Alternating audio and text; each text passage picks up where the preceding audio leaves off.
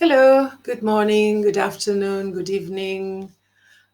This is Ania Altamirano, teacher trainer, and welcome to my YouTube channel, Empowering Teachers Worldwide. Well, after a few months of silence, I'm back in the studio to record these snippets for all of you. The reason for my silence this month has been that I've been very busy doing a number of things, and I think that the most important one is the launching of my website, anialtamirano.com. I invite you to go around and have a look and see what I can offer. You will also find my blog there. Well, I will talk about that a little later. Okay, so today I'm going to talk about using poems to develop language skills. And I've called this snippet the Young Poets Society because one of my favorite films is The Dead Poets Society. And so uh, as many of you know, I am a strong believer in using poetry in the classroom, and today I'm going to give you some tips about using poem and poetry forms to get the students writing and encouraging them to become more creative. Poetry can be used to exploit various aspects of the English language in the foreign and second language classroom. And although it can be harder to write than prose, and it is a very personal kind of writing and it needs sensitive treatment, uh, it can be used because some simple forms can be just easy and fun to write. Besides, it will give the students the opportunity to explore language, organize their ideas, manipulate language and vocabulary, and give free rein to their imagination and feelings.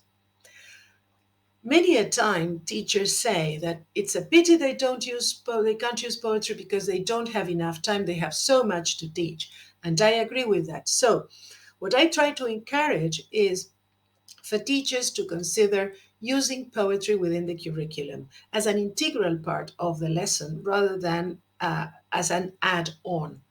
It can be taught as part of reading, writing, language lessons, and it fits easily in classroom themes, projects, and celebrations. But what's the benefit of using poetry in our lessons, you may ask?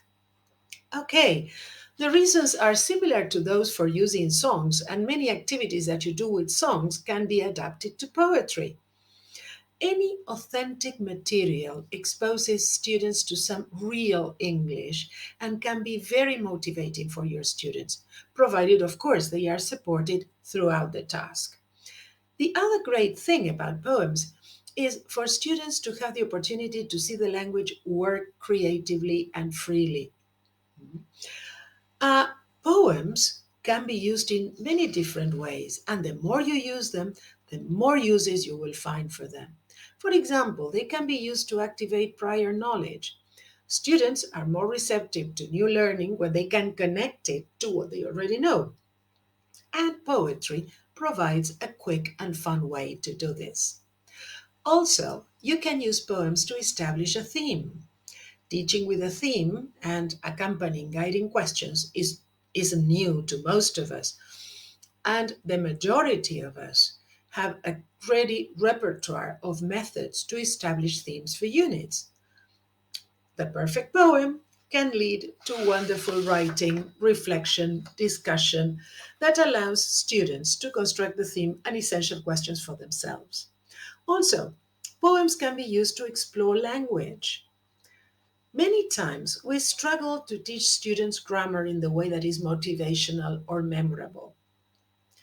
I'm sure that many of us can recall learning our parts of speech and verb forms in dull exercises from grammar books. Okay, while all these drills and exercises do have a place in instruction, I'd also recommend some verse, to liven up the process of language learning. Now, it can also be used for focusing on facts. Creating poetry is a wonderful way for students to share information they have learned throughout the class or in the independent study. And what's fantastic about poetry is that it can bring life to dry facts. There is poetry For me, for example, math is quite dry. Okay, there are some fun poems about maths that you can bring to the classroom. Poetry can also be used to ignite curiosity. Much has been said in educational texts about inquiry learning.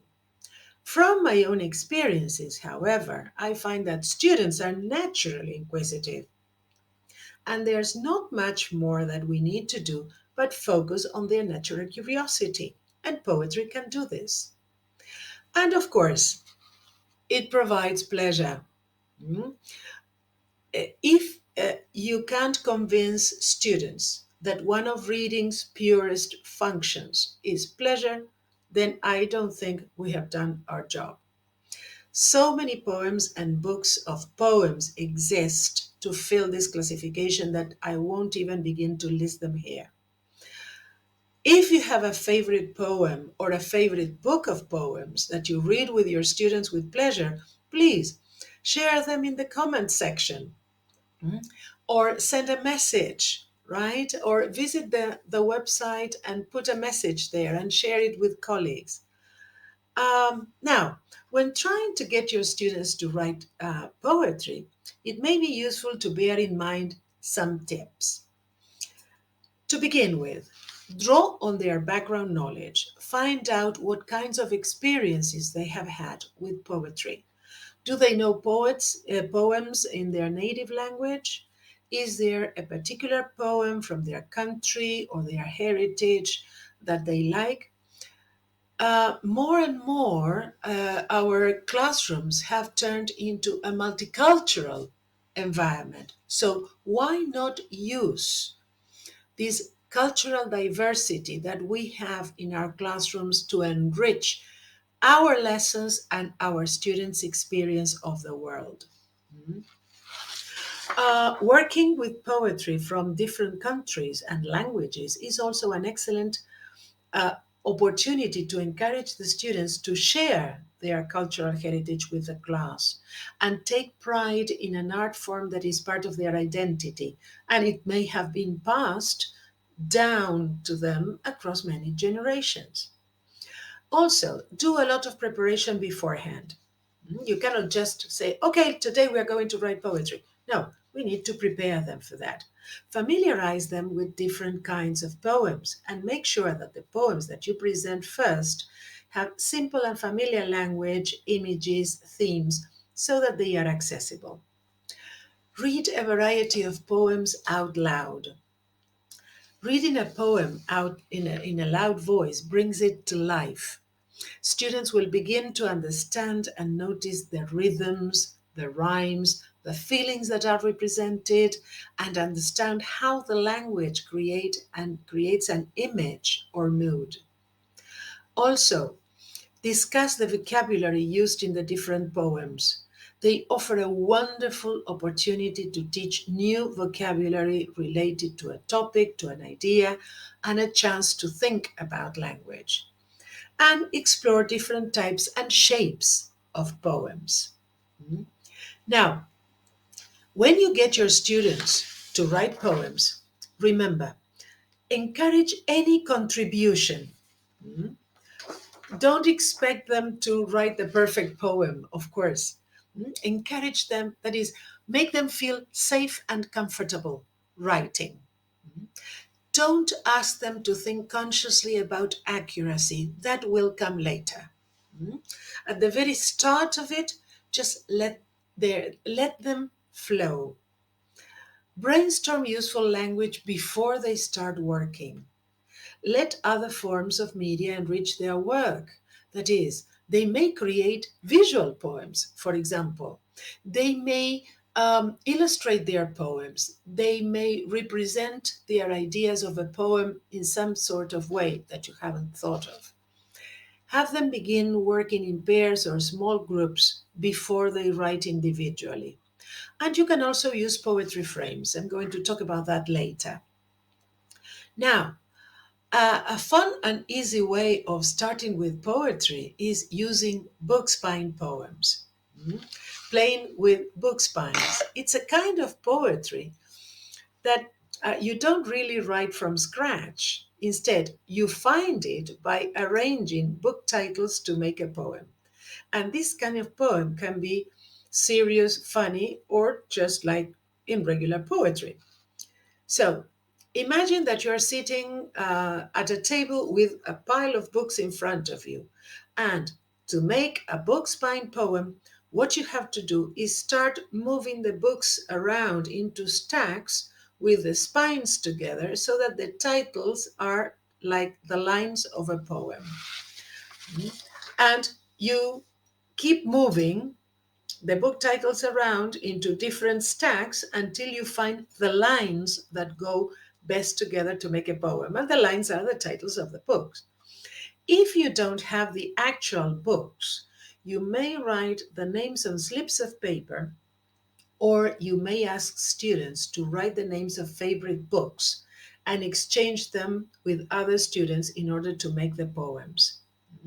For example, look at this. With these poems that I have shown, with these books that I have shown you, you can make these fun poems. They are crazy poems, but that's the point. For example, don't let the pigeon drive the bus. Oh, the places you'll go where the wild things are. Mm. Or green eggs and ham, stone soup, the very hungry caterpillar. Or mini dialogues. Good night, gorilla. Good night, moon. These are crazy poems, but start with crazy poems. Now, if you're interested in learning more about poetry frames and other activities to get your students writing poetry and using the language in a fun and interesting way, look out for the next video in this series. You can also visit my blog and subscribe to my free newsletter, and you will have access to tips and worksheets on this and many other topics that I think you can find interesting.